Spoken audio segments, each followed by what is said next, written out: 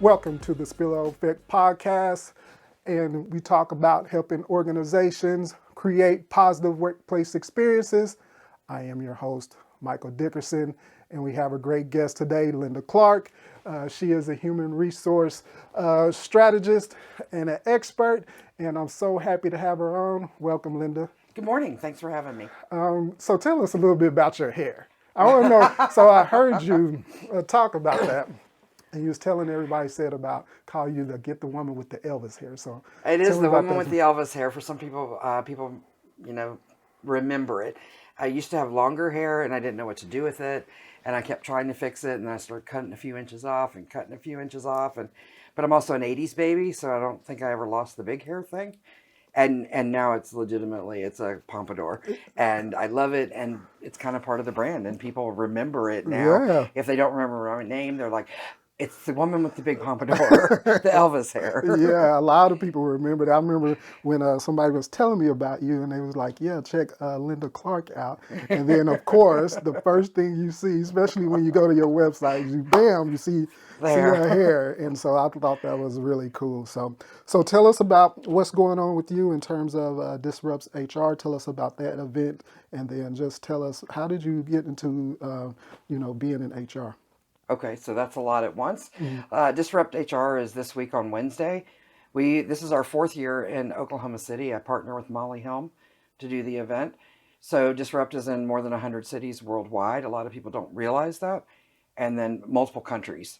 So it's a global movement. It's built on the Ignite format, so 5-minute talks that really talk about the future of talent. One of the things that we want to be clear on is not an HR event. It's a talent event. It's a people event. So our speakers are tackling everything this year, from gender bias to misogyny and patriarchy and how it drives workplace cultures. Mm-hmm. One person is talking about how a pastry chef made a great recipe that relates to people. So we invite people to come out. Now is probably not the best time to invite them, as we have less than 20 tickets. So we anticipate selling out for the fourth year in a row. Good. Yeah. So that's kind of the first part of your question. And then the second part was, how did I get into HR? Like many people, I'm an accidental HR professional. Mm-hmm. I was working as an accounting clerk, which for anybody that's known me more than 30 seconds knows that probably wasn't the best fit ever. Mm-hmm. And the payroll person quit, and they're like, can you do payroll? And I'm like, I don't know, but I can, research it. And then the HR person left, and they're like, can you do HR? And I'm like, I don't know, but I can learn it. And that's really what started it and built my career. My first real HR position was with AutoNation. So I spent almost 10 years with them in the Western region, and then moved into the oil field. So time with Chesapeake and 77 Energy and several others. What was it about just being in the HR field that drew you there? That kept me? That kept you, and you said that just felt like, this is something that I think I can really be good at, and I want to do. For the same reason I didn't belong in accounting, where it was very structured and detailed, and I wasn't always great at it. And then HR was different every day. Mm-hmm. So I've been super fortunate to have great leaders that were okay with me saying, can I do more?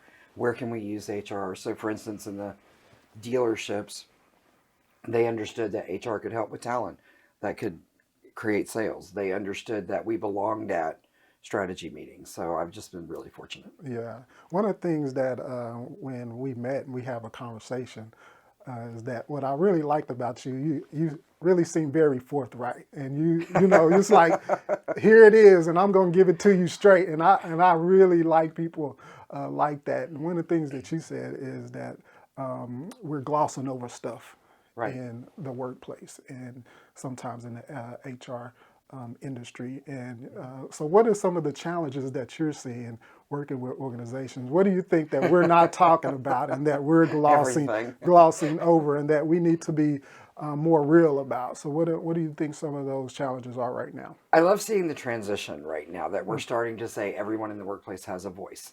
You don't need to be there 10 years or 15 years or 20 years before you have a voice. We're starting to have more conversation around accountability and agency, where people can work flex time and be trusted to, manage their lives. So I think we're starting to manage to the high performers and less, let's write policies to handle low performers. And I think that flexibility drives our workforce. I do find, so as you know, I recently became a certified Dare to Lead facilitator, and we talk about clear is kind. So even in some really friendly cultures where they're like, we just love each other, we're so friendly. Hmm. I'm like, well, what happens when you have a tough conversation? Oh, we don't do that. Right. I'm like, well, why? Oh, because we're nice. But if you're so nice all the time, you're still not having the tough conversation, right? And they come up in the workforce all the time. So I Hmm. think that transition is really where I'm able to help. Watching companies become more courageous, watching companies really celebrate who's coming into the market and Hmm. celebrate, Gen Z is here now and learning how to interact with everyone that's building a career. Yeah. What about that piece in terms of flexibility? Because one of the things um, that I really harp on a lot is work-life integration. And so work-life integration is one of the biggest piece of work-life integration is flexibility. Mm-hmm. So is that telework, being able to work from home, that flex time, having a compressed week, whatever it is for organizations to have that flexibility. And we know these new generations that are Mm-hmm. coming up, like it's everything. It is everything. You and I have talked about that. What is it about flexibility? Why you think employees want so much flexibility? I'm super fortunate that I'm a professor at UCO and there's a leadership minor at UCO, and people don't really realize it's there. And so it sits underneath all of these majors, and I get to work with these students. And one of the things that they're talking about, it's not just flexibility to have time off, but flexibility to work in the areas that interest them, flexibility to work to their strengths. And there was Mm-hmm. a great article, I want to say Harvard Business Review, and I'll find you the link, where they talked about, instead of the older format of here's a job description and Linda needs to fit into it, it's more like, what is Linda a rock star at? Let's make that job. Mm-hmm. And then, then decide on how your talent is managed. So the flexibility to do the things you love. Yeah. There's HR pieces I love. There's HR pieces I hate. Mm-hmm. And I don't want to work in those, right? So how do we create that flexibility around talent and strengths? Yeah. What's one of the things that we can do to help organizations have that flexibility? What could be a strategy? And then how do we help them, employees, discover those strengths? Because I think that's another big piece of mine is I actually call myself a strength evangelist Okay. because strengths, I think, are critical in terms of if you're going to get the best performance out of somebody, you want them to really be productive. You have to understand what your strengths are. So, what do you think some of the strategies we can do to really help organizations with employees to have more flexibility and really have them really live in their strengths so they can be more productive and produce more in the I think workplace? some of it is sitting back and going, what kind of culture do you want to have? And if you want to have, an innovative and creative and flexible and adaptable culture, that needs to come from the top, right? Mm-hmm. And live your values. Yeah, I'm a huge fan of, if you've never read it, Ann Rhodes' Built on Values, amazing book yeah, about that's living good. your values. Yeah. So I think it has to start there. And then I think HR people, and it was hard for me sometimes to break away from what's known to maybe job descriptions aren't everything. Mm-hmm. Maybe we can use different titles. Maybe we can be flexible about what does this position really need to do to succeed, instead of just here's the piece of paper, please match up to it. Mm-hmm. Just like companies have changed how PTO is being done Mm-hmm. and gone away from having, PTO at all because they trust you to self-manage. Would you be able to have unlimited PTO with that? Is that something that I you? think there's companies that can do it, but Yeah. when you look across the demographics, they're mostly salary, exempt. Mm-hmm. Becomes easier to manage, Yeah. right? So it's not a one size fits all, Uh huh. but I think there's some cool stuff to it. I think there's companies that are looking at parental leave rather than just, you know, the mother. They're including the father, The and father, this is a yes. big change, Good. right? Yeah. Huge. So I think Yeah. it's really important that HR not be that this is how we've always done it, Mm-hmm. right? So we have to be the ones willing to go, here's something cool and new. Is it useful for us? That's the first question. Does it serve the business? Mm-hmm. Then how do we make it ours? Yeah, I think for individuals like you and I, is that we really have to go in and show the business case for what we're trying to do and helping employees and really helping their organizations as a whole. And so a lot of times people say, well, come in and help. But you also, if you're going to be working in those organizations, showing individuals like there's a business case to it. We want you to have good Yeah. ROI. And so I think we miss that sometimes, like, especially in the field that we're in, if you're doing any type of consulting work. Do you see that? Do you see people miss that? They just want to go in and do the work. Right. But they forget, like, when you present this type of information and you're working with mid to large corporations, they also want to see a bottom line. Right. Is that something that you see too? That's what I've seen since day one. And that's what I mean by that first manager being so fortunate that I would say, I want to do this. And his next question would be, how does it align with the business? So he taught me really early, I can't just go, hey, I read about this. This is a cool idea. We should do it, without thinking about what does it bring to the business? What does it cost the business? How does it impact? How does it roll out? Do we have the resources? Can we make the resources? And he taught me that really early. Sometimes what I'll hear now is people say, well, they don't have critical thinking, which is something we can teach. They don't have creative problem solving. That's a model that we can teach. So I think it's really important that we remember that just because someone is coming into their career, it doesn't mean they're not as smart. It means they haven't been as trained. And how are we getting them to that? But I do think when you talk about strategic HR, there are operational HR people, and the business just trusts them and brings them to the table. And it's not that it happened without work. You made a business case. Once the business knows, you think about it. And I think that, a pet peeve on HR for me is say yes as much as possible, so that when you say no, people can listen and good. go, I like that. Here's why. Yeah. Right. But I have always believed I'm in the business of saying yes as much as I can. Or maybe I don't know that we can do it that way, but here's an alternate. Yeah, I think because HR gets that bad rap, like, oh, we gotta go ask HR, and we're gonna hear a no. But I really like that idea of try to say yes as possible, and then when I do say no, you can tell them why. So It's really real, like that. right? Yeah. Like, wow, she says yes a lot. If she says no, let's listen. It's a big deal. Right? Yeah. So I think we definitely need that. One of the things I heard you say is about leadership, and so I know you deal a lot with leaderships and dealing with leaders, and so. We know that anything that you really want to implement in your organization has to start at the top. And so when you go in and talk to these leaders and you go in and talk to executives, what is it that you're trying to convince them to say, hey, you're really trying to develop a new training program, or hey, we want to come in and really coach your employees. We think they need some workplace coaching.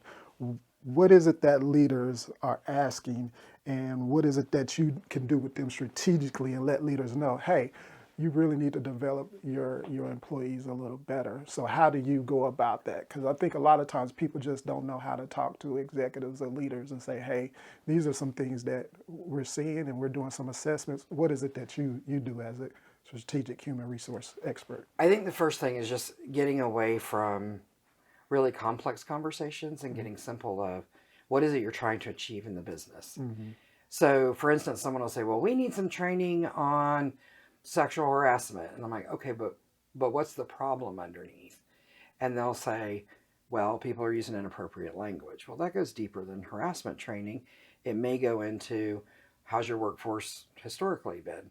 What is your culture teaching them that it's okay to do, right? So I can't just come in and fix that in 45 minutes of sexual harassment training. For the business objectives, people will call and say, we want to do leadership training. But my job is to go, what is it you want to accomplish? Yeah. Right? It could be they have a very, new in their career leadership, and we need to start with like tactical, like here's how to supervise. And then go into bigger stuff, like culture and what people have called soft skills historically. And now those are the survival skills. You need those.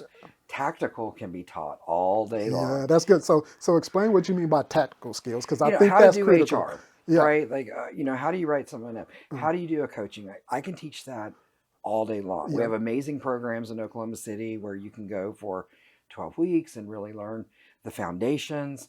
There's great degree programs, but coming out of some of the degree programs, like communication programs, is where they're learning negotiation or group and team dynamics or how to take feedback. So the leadership minor has all of these great leadership and civic engagement. Yeah. How do you take your leadership skills and serve your community? Mm-hmm. So I think we have to be a little more open to HR people only have HR degrees. I have a bachelor's degree that I mean, I've used the college experience.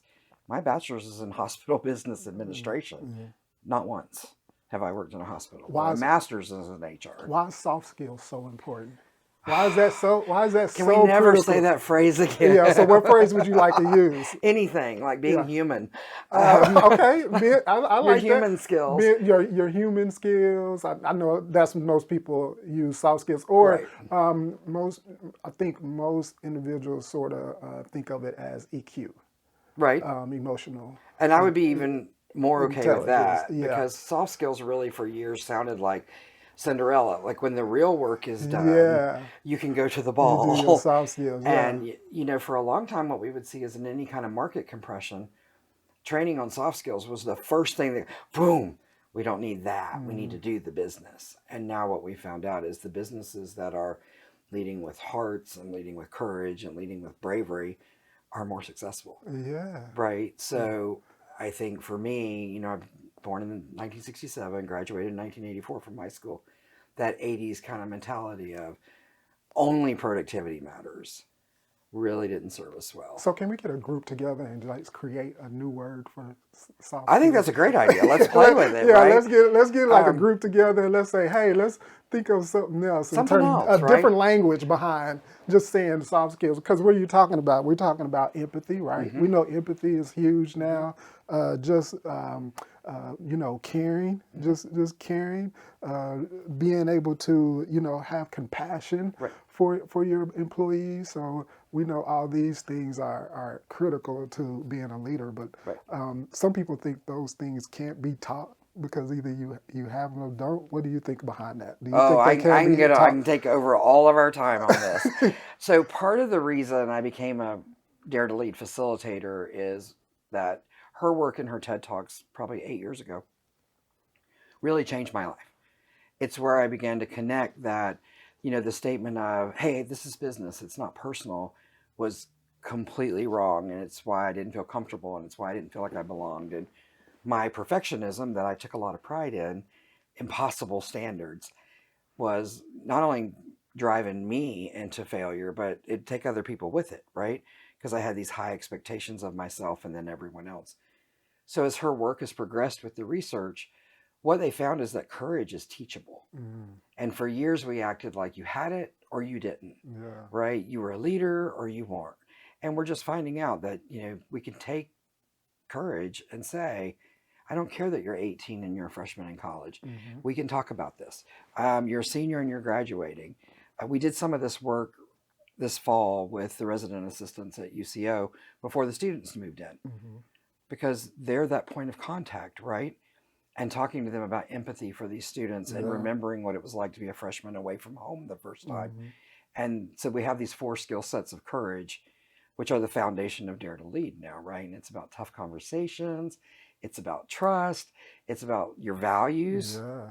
And how many times have you heard someone say, oh, my personal values and my professional values? And it's like, Yeah. they're See, the same. that's so. They're the same. So for me, that's where work-life integration comes in, All right, because tell me about that. you can't really separate the two in terms of who you are. I am a whole person, and I can't separate my work values from my personal values. Those things go hand in hand, right? Right. You are a whole person. You're not Right. 2 individual separate persons. You're one whole person, and so that's why work-life integration is so important for me. critical. Because it is critical, because the reality of it is you have core values, Right. and you bring those core values into the workplace. And So I what think would you say yours are? So my core values. So one of them is I love to learn. Okay. My second one is I'm all about growth. My third one is I really want to see people live out their potential. My fourth one is creativity is huge to me. Wow. I think we have to be creative and innovative. And then my fifth one is a connection. I think we're all connected. And so that's why I want to have this podcast, because I say we're connected with each other, and I learn best from people. So just sitting right here with you for an hour, that's the best way I learn. I can read a book, I can go out there and hear the best presentation, but the best way that I learn is sitting here and having conversations with you, and that's why I like podcasts. And so, because I learned just 5 minutes sitting from you, I was like, oh man, I never thought about that. Because when you talked about the Brene Brown thing, in terms of, we need to change the language of soft skills, a lot of my background comes out of positive psychology, which says there's science behind, what is right with people. And so we can teach grit. Have you heard of grit? Sure. We can teach resilience, right? We Right. can teach mental toughness. Those are the things that we can teach. So that's why I like when you talk about, hey, these things that I learned from Brene Brown, we can teach. So it's critical. What would you say some of your core values are? So I thought I had 6 or 7. Uh-huh. And then when I did the work around Dare to Lead, you have to get to 2. Okay. And so that took me a while, because I thought mine were faith and integrity, and I've gotten down to it service and courage. Mm-hmm. As long as I'm coming at something bravely, and even if it's scary, right? So a side story, a client and I were on the phone recently, and she said, I really want to be fearless like you. And thankfully we're friends, because I just died laughing. And I'm like, no. I am scared every day. Yeah. No. I am not fearless. I am just stubborn more. Mm-hmm. And I'm going to do it Ooh, anyway. that's good. I like that. That's So- good. We need to use that. Say that one more time. Fearless, stubborn more. Yeah, I like that. I'm Yeah. hard-headed, and for years That's I a tried soundbite. yeah, so I tried to coach myself out of being hard-headed, and now I know what it is resilience, Mm-hmm. right? Of, you know what, I'm going to fall down. I don't care what you do. In HR, I have failed massively and had to get back up. In owning a business, failed massively and had to get back up. I show horses, and I have failed massively and had to get back up. Yeah. So I think that's really important. So service and courage, and service is about my potential for being on the planet. Mm-hmm.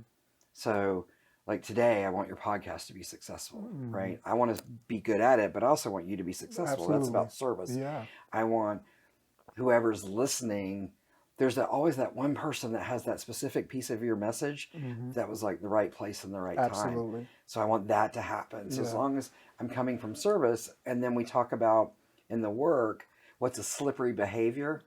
And that's when when I'm tired, I don't want to be of service and be brave. Mm-hmm. I want to watch Rachel Maddow with a blanket and not help anybody. And I have to notice, like, when we're out of our values, Mm-hmm. right? What happens? So if I feel selfish, I'm probably out of my values. Yeah, that's good. And the values are critical. Actually, that's one of the core pieces that I teach in terms of when you trying to understand work-life integration and really trying to understand your strengths. Like, you also have to understand what your core values are. And so that's We're so much alike. Yeah, you're a collaborator. So that's what I like about you, and I heard about you, and just doing a little research on you. You collaborate, and I think we need so much more of that. And the failure piece that I really like, you talk about failure. I'm really enjoying just people are embracing failure and saying it's okay, but be resilient and bounce back. And I really like that piece, because at one time it was like, oh, you failed, Right. You know what? Don't try it again. You might need to do something else. But sometimes, not sometimes, for the most part, a lot of times failure teaches us more than success. Would you say that? Absolutely. And I remember, being in training or being in facilitation with the person at the front of the room, teaching something and acting like they had never failed at it. And there's a level of, That's good. Yeah. no one believes you. Yeah. Or it drives this not enough feeling that eats people alive, because they think, I'm the only one that's scared. Yeah. I'm the only one that's fallen down. I'm the only one up at 2:00 in the morning trying to figure this out. Everyone else has their act together. Yeah. And it's like, we don't all have our acts together. Yeah. We're all just messy human beings. Absolutely. And it's a lot more honest to So just you go, preaching to me now. like, Amen, sister. I'm really good Yeah. at this and I'm awful at that, Yeah. and that's okay. Yeah. And I think what I get from feedback from people that have worked with me is that's the point of connection. Yeah. That I'm not saying, someday when you're as good as I am, Right. you too will be peaceful and have your act Right. together. I'm like, no, I'm messy, but I'm really good at this, You're and I really can help you good. here because my heart is in the right place. Yeah, one of the best things for me, I heard somebody say, feel the fear and do it anyway. Oh, I love that. And that is what, drove me to, get past whatever fear I have or whatever anxiety I have about doing something, because that never goes away. It's like It when never, it's, ever it's, goes it's like away. when so if you're say I'm doing a new training or I'm a keynote speaker and I've never spoken in front of it, everybody gets nervous. But they don't get so paralyzed where they don't go out and do it anymore, Right. right? Right. So you feel that and you let it come through you, and you're like, I'm still going to go out there. Every time. And usually, for the most part, most people, once they get into their groove, it's good, and that fear usually just goes away. So Yeah. I definitely like that, that fear piece, and like we're all messy. Yeah. Nobody's perfect. We all trying to figure it out, and that's the reality of it is that's why we all need each other, right? Right. So Like we're wired to be connected. yeah, we're connected. Yeah. I would tell anybody listening, if you ever see me speak, come up afterwards and go, what were you afraid of today? And I will give you the list of, the first time I spoke in front of a room of about 600 people, which is that point of now you can no longer see everyone, right? That was scary. Yeah. Bigger rooms where they don't have a mic and I'm trying to yell. And honestly, for a long time, it was about my voice. We all hear our voice differently than anyone else hears it, right? And I'm consistently misgendered on the phone. I'll say, hi, my name's Linda Clark. And they're like, okay, sir, how can I help you? And I'm like, okay, well, I'm not a sir, but thanks. So this big, deep voice was like, wow, I'm going to speak in public and people are going to know. Right. And a friend of mine who runs an advertising agency, the day I met her, I was talking about it, and she goes, your voice is like 1 in a million. And I had never stopped to think about it. It's that distinct, way. actually. I had beaten myself up about it, right? So I wouldn't listen to it on video, or like this will be hard for me to listen to because it'll be like, there's your big old deep voice. But never forget the little things you do matter. So her saying that day of, wait, your voice is 1 in a million, changed that I don't hate it as much. I'm not yet in love with it. But I think we have to remember as leaders, those little tiny things, good or bad, can resonate for a long time. Yeah. So with the Brene Brown thing and going and do leadership, like, and doing that training, are a lot of people, because I know you've done a couple of it, are they really taking on a hold to it? They are. Okay. And I know you one of the only certified Brene Brown leadership? Currently the only one in Oklahoma. In Oklahoma? So what she did, she's a endowed chair at the University of Houston. So she had an amazing vetting process. So we all applied Q4 last year, had to have, X amount of 500 hours of organizational development, had to have an advanced degree. So we applied, which is trauma inducing right there, right? When was the last time you went after something so important to you that I actually kind of pre-grieved being rejected so I could be ready? And then she accepted me. I wasn't prepared for that. And so there's 300 of us across the globe in the class that I was in. So I can't speak to all the metrics. About like 75 people were from other countries. And we had a really funny moment about that because I was whining about flying from Oklahoma City to San Antonio. And the lady sitting next to me was from Egypt. And she just gave me that look like, really? You're fussing about your 45-minute flight? Wow. And then a certain number of facilitators were from internal companies, bigger companies just training people to do it internally. And then there's the rest of us roaming around in the wild. But the first 2 days at Minders School of Business at Oklahoma City University in November, and it's almost sold out. So I think people are ready really to say, thank you that this is trainable. Thank you that I can learn this. We don't have to just go, I'm not brave, or I am shy, or whatever it is that's holding you back.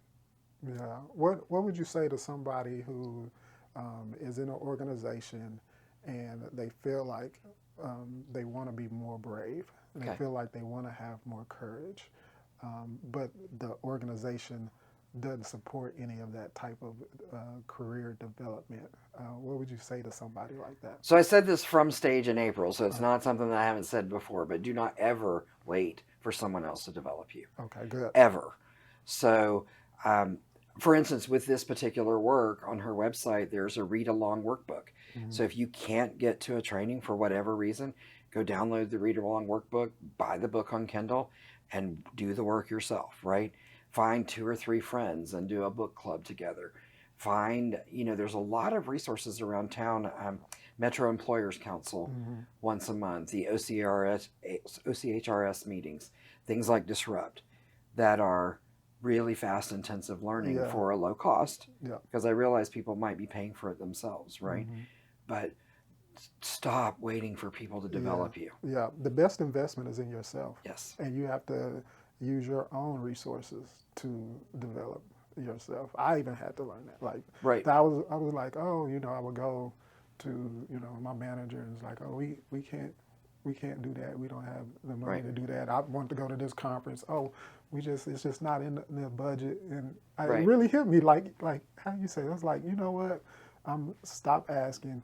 I'm gonna create my own personal Right. budget Just make it happen. create my own personal budget because that's a core value of mine is growth, Right. And so I always want to grow and develop, and so I just now I just do everything myself and invest in myself. Now, do I get opportunities to do those things? Absolutely, but now it's just such a big value of mine. And it's such a big investment in myself that, if I get that, it's great. It's just supplemental because I've taken hold of that. So I think that's great. I think that's great advice. So just tell us a little bit more before we get to finish up. Any of the speakers Disrupt HR that you're excited about? I know you're excited about all I'm of them. excited about all of them, Yeah, and I'm but, sitting here trying to recall on the fly. So Kyle Killingsworth, who I admire just deeply. So Kyle's been involved with the event for 4 years as he hosted, he volunteered, and I finally got him on the stage this year. And his talk is called, Hey HR, What Are You Afraid Of? And he's an amazing business partner. Melissa Archer's coming, and she's talking about non-traditional hiring. So looking at populations that might be coming out of a criminal background, Ooh, that's looking good. at populations like me in my 50s where we might be changing directions and looking for something new. So how do you do that? Trying to think through my list here. We talked about I want to ask you. Let me ask you about that the intergenerational thing. Okay. The intergenerational thing. Okay. Because that's a big deal. It is a huge Because deal. we're separating. Oh, boomers are moving out. They're You retiring. have the Gen X. Right. You have millennials, and now we have the Gen Z. So how are you sort of navigating those waters, those generational waters in terms of dealing with organizations? I have some opinions on this. Yes, and I'm glad you mentioned that because I have some thoughts on that too, but I'm curious to hear yours. It was interesting. I was speaking to someone a couple of weeks ago, and everyone's gotten in the habit of bashing the millennials. And I'm like, hey, by the way, the millennials are 40. They're in charge of people now. These are not children in car seats. They're amazing human beings. And people have just dug into it. And they're like, well, they're coming out of college. And I'm like, well, no, actually, they're not. Gen Z's coming out of college. Right. And I think what I'm finding is that it's not a maturity issue. People talk about a maturity issue. It's a learning issue. And, students that go through my effective teams class are mostly seniors. But they're like, I wish this had been my very first class. I wish before I even started college, we'd had this talk about productivity and cohesion and strengths on a team and disruptive behaviors. So it's teachable, right? It's teachable if you're 60, it's teachable if you're 50, it's teachable if you're 40. And with the groups that I work with, that's what they're interested in. And they find when they use good practices for how people work together, it doesn't matter how old the people are. So the intergenerational thing doesn't have to be what we turn it into. Yep.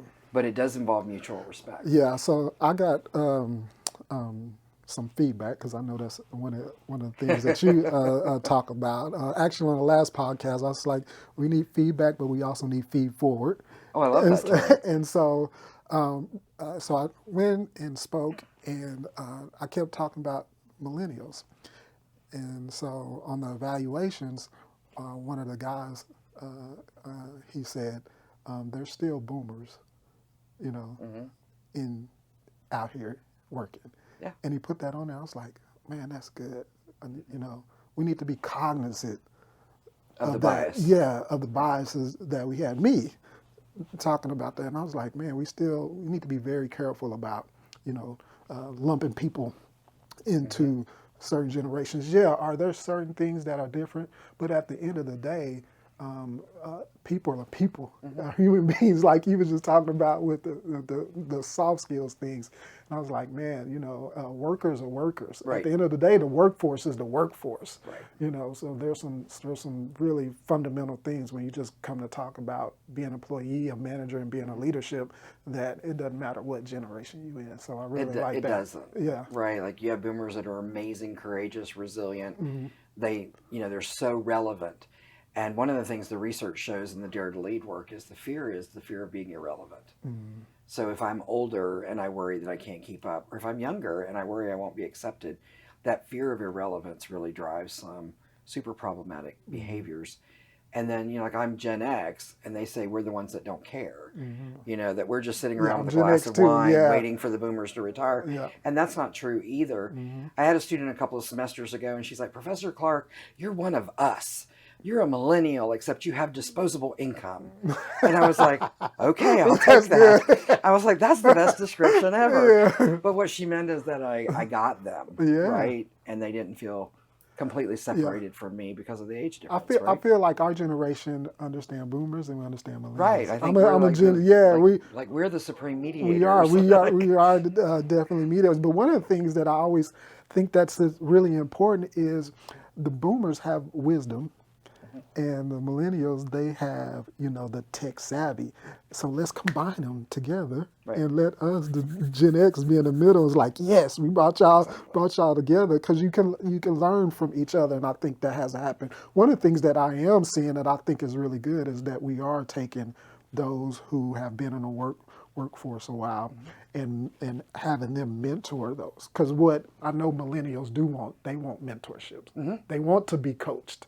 They want to feel like, I have a career path and I want to develop and I want to have meaning. But if you get those individuals who's been in the workforce for a while and really connect them with those millennials who say, I want somebody to mentor me and coach me. That's what I'm seeing. And so I think we need to do more of that. Have that conversation and quit making it a division. Like, oh, you're a boomer, you're a millennial, Gen X, and I know what it is. At the end of the day, we all have fundamental things that we all want as employees and managers and the leadership. So I just think you have to be careful with it, right? I've seen people mentor, and mentoring should be a lot more listening than talking. Right? Absolutely. So I don't want to see people mentoring so I can straighten you out, you poor millennial or Gen Z.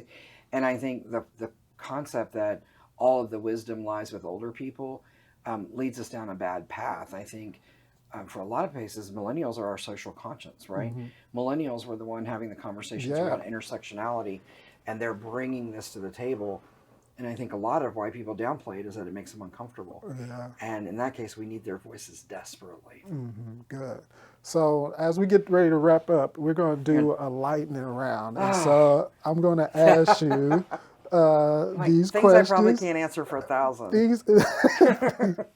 I'm sure you can answer them. You're great. I probably can, but we just don't know what'll come out of my mouth, and that's always, the weird thing. So if money and time was no object, what would you be doing right now? Traveling around the country with a truck and trailer full of good show horses. Just showing horses. That is having phenomenal a good time. how you just told me about your horse. So you got me all excited about that. Oh, yeah. I love him. You just light up too. I do. That horse has my heart. So I'm really enjoying, and obviously people that listening don't know, Smooch is a 2-year-old American drum horse. So he is a baby, and we are growing up together with horses. That's awesome. Sporting event or a live concert? Can I choose a sporting event? I can't answer that. I love the Thunder and the Broncos, so those are my teams. I'm a hockey fan. But I love Bruno Mars, too. So that was a huge thing to get to go see Bruno Mars in Tulsa. You seen Bruno Mars? Yes. A girlfriend and I stalked tickets going on dance? sale. We didn't sit down. We danced. We sang. It was the 24 Karat Magic Tour. So trivia about Linda, I would probably leave my husband for Bruno Mars. I'll let Bob know that. I'm sure Bob already knows that. He knows. So he's a good sport about it. And I'm pretty sure Bruno Mars isn't going to come suddenly looking for my 52-year-old self. So it's all good. Good. What is the best piece of advice you have received? Ooh. Wow. I think some of it early on was being told don't mix business and personal on unprofessional levels. So that was important to me. And then a few years ago, someone just looking at me and saying, in 5 years, you're still going to be 5 years older. So you can be 5 years older doing what you love, or 5 years older doing the same thing. Oh, but you're good. still going to be 5 years older. That's So good. go do the thing. And since then, it's like I opened a business, got back into showing. I hula hoop. Like, it just changed my perspective. That's good. I love that. On a scale of 1 to 10, how good are you at keeping secrets? Where did you get these from? I'm an HR professional. I'm like a 17 on a scale of 1 to 10. We can flat keep some secrets. Plus, I'm a coach, right? So you end up with a lot of stuff from people that you're really holding on to and creating space for them. Right. I don't always love it, but I'm super good at it. Okay, good. If you could have dinner with anyone from history, who would it be? You know, it's going to be recent history. I really was profoundly affected by the deaths of Mary Oliver and Maya Angelou. Mm-hmm. So both poets, and both of them have work that changed who I was as a leader. Mm-hmm. So I would go back and have tea with both of them and ask where some of that work was born from Mm-hmm. and what they hoped that it would do with us in the future when they weren't here. Yeah. Which is better, a book or a movie? Book.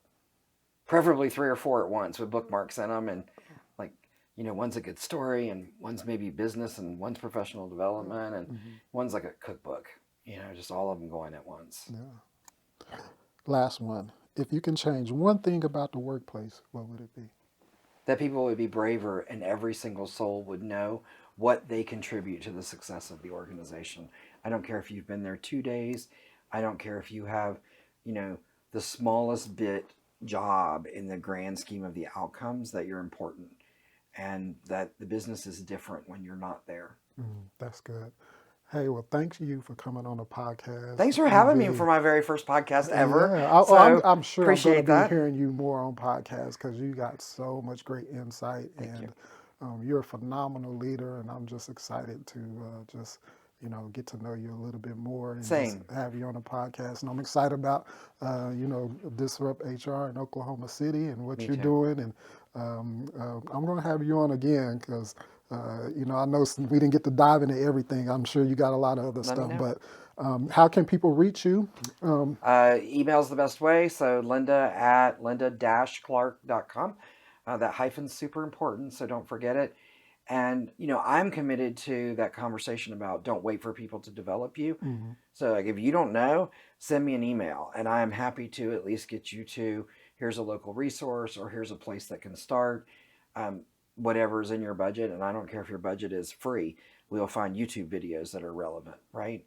But that's important to me. So that's the best way to reach me. All right. Thank you, Linda Clark. Thanks for having me. Yeah.